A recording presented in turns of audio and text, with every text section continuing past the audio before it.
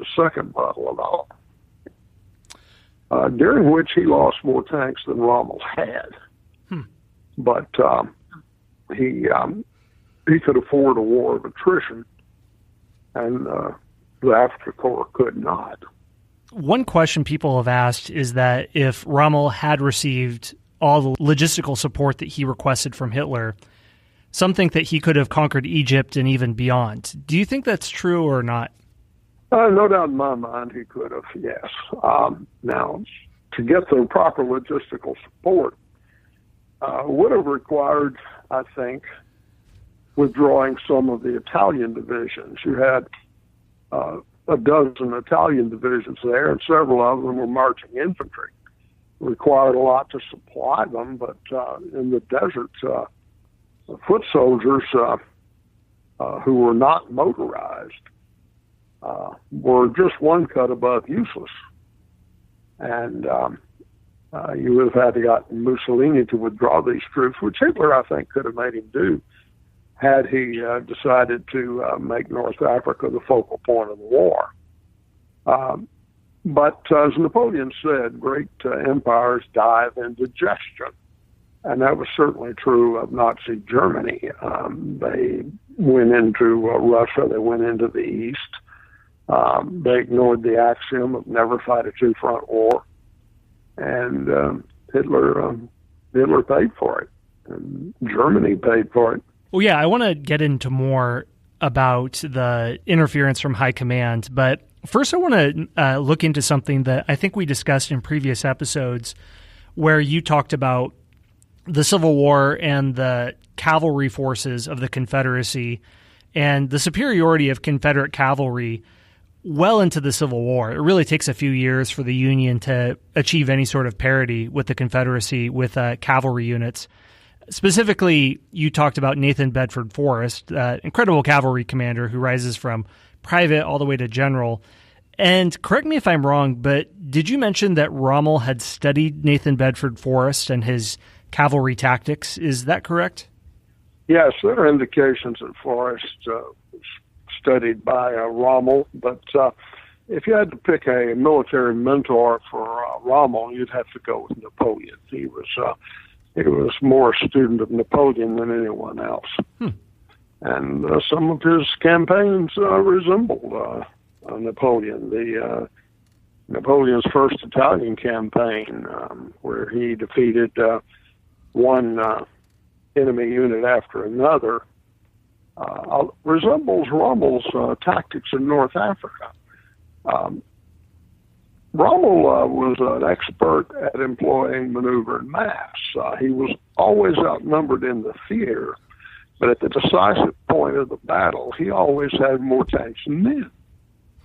A corollary, I guess, to Bedford Forrest, who said if he had to attribute his success to anything, it was getting there first with most men.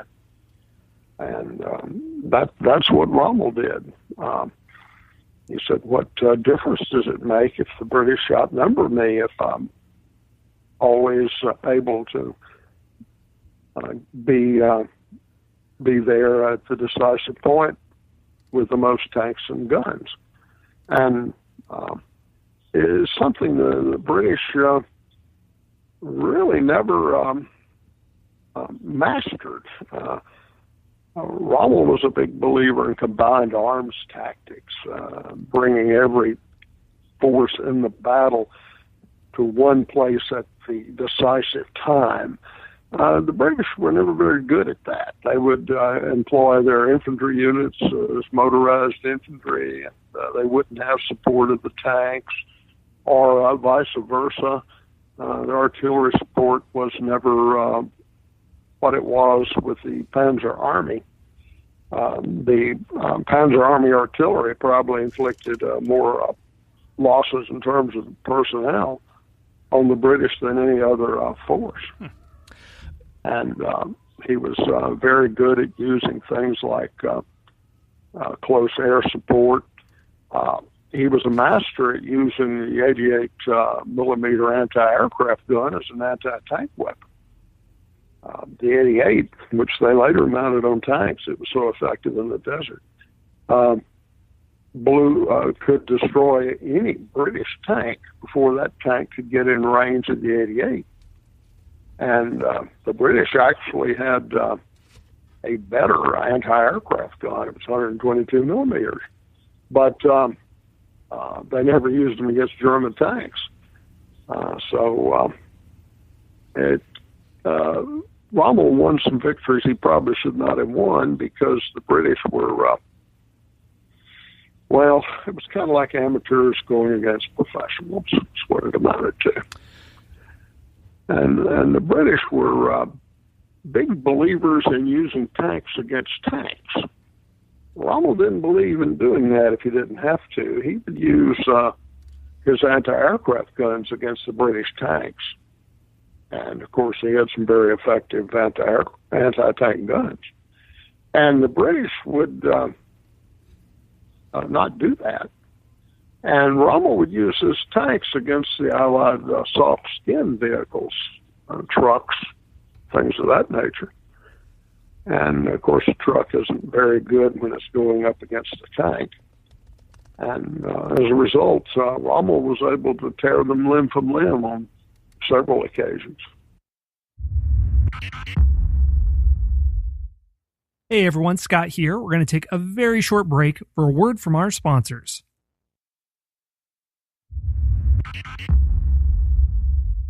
That's very interesting that you mentioned that he's highly effective at combined arms attacks, and there are some brand new technologies that are being featured in World War II, or technologies, maybe they're not brand new, but they're being used in startlingly different ways. So he's on the cutting edge in one sense, but then you also mentioned Napoleon is kind of his patron saint, which I think is very interesting, because all throughout the 19th century, Napoleon is worshipped in West Point Academy and other places, and sometimes this turns disastrous in the Civil War or the Franco-Prussian War, where people are using tactics from 1810, but up against 1870s weapons, and they get mowed down. But Rommel, he uses the wisdom of Napoleon, but can combine it with high technology or cutting-edge weaponry. So could you just flesh that out a little bit? How does he use Napoleonic strategy, but then how does he also update things for the 20th century so that he doesn't get slaughtered the way that Civil War generals did, or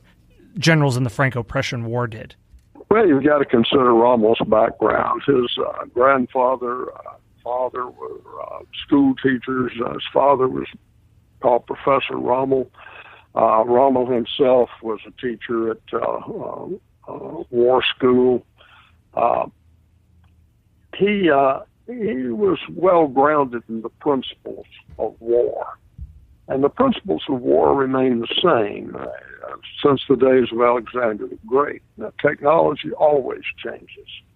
So Rommel wanted to integrate the time-tested principles of war with modern technology, and he succeeded in doing that. The British, especially the British, were more oriented toward the rigid set-piece battles of World War I, where mass and maneuver were not as important. In World War I, the technology was a machine gun, and against it, mass attacks usually resulted in mass slaughters. Rommel wouldn't do that. He would go around the enemy rather than over him when he had to, and cut their supply lines, make them force them to retreat. And when they did retreat, they would have to fight him, and they would have to fight him on ground that Rommel himself chose, which usually worked out pretty badly for the enemy. So that Rommel was actually, in the sense of your question, he actually had the best of both worlds. He had the time-tested principles of war, especially adept at mass and maneuver, but also the use of modern technology in an integrated sense, whereas the British just didn't integrate their technology. They didn't have good close air support, for example, like the Germans did. use of the Stuka dive bomber, both in France and North Africa, inflicted heavy casualties on the British. But it was late 1942 before the British really effectively used them against the Germans in North Africa. One of the challenges that Rommel has is the interference from Nazi high command, specifically Hitler. How much do you think Hitler's micromanaging contributed to German loss in North Africa, but just World War II in general? Well, Hitler's micromanagement had a much worse effect on Germany and other theaters than it did in North Africa. To put it bluntly, Hitler didn't have time for North Africa. He was too busy losing the war in the East. And later in Normandy, when Rommel commanded forces like against the D-Day invasion, his micromanagement was very negative in terms of results for Rommel's troops, but not so much in North Africa. Mainly in North Africa, Rommel's problem was getting supplies, getting cooperation from the high commands and more units, more fuel, more artillery, what have you, as opposed to micromanagement. Hitler wasn't as guilty of that in North Africa as he was elsewhere. Well, in general, what was his relationship with Hitler and the Nazi Party? If he had had a closer relationship with the party, do you think that would have affected the support that he did get? Okay, that's a complex question because you've got to include the dates. It's kind of like the question, was Hitler crazy? Right.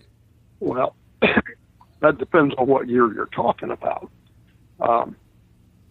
The same goes for Rommel's relationship with the Nazis. When they first came to power in 1933, Rommel was very happy about it. And but then most Germans were. The bad side of Nazism has not yet reared its ugly head for most people. They were looked upon as the abolishers of unemployment, for example. They were. They did get Germany back to work. And frankly, Hitler died in 1938 or 37. We look on him entirely differently than we do today, because his positive accomplishments were in evidence for everybody to see, but the evil that lurked beneath it had not yet made its appearance on the scale that it later did. Rommel was never a party member. He disliked the brown shirts, but he got along fine with Hitler. And then Rommel wrote a book, Infantry in the Attack, and it became a bestseller. And Adolf Hitler read it and wanted to meet the author. So he made Rommel the commander of his bodyguard, a temporary duty assignment on 3 different occasions. And Rommel was with him in Poland, and he said that Hitler seemed to enjoy being under fire. He had a hard time keeping him away from the front line, which was entirely different than the Adolf Hitler in 1944, who was paranoid, frankly.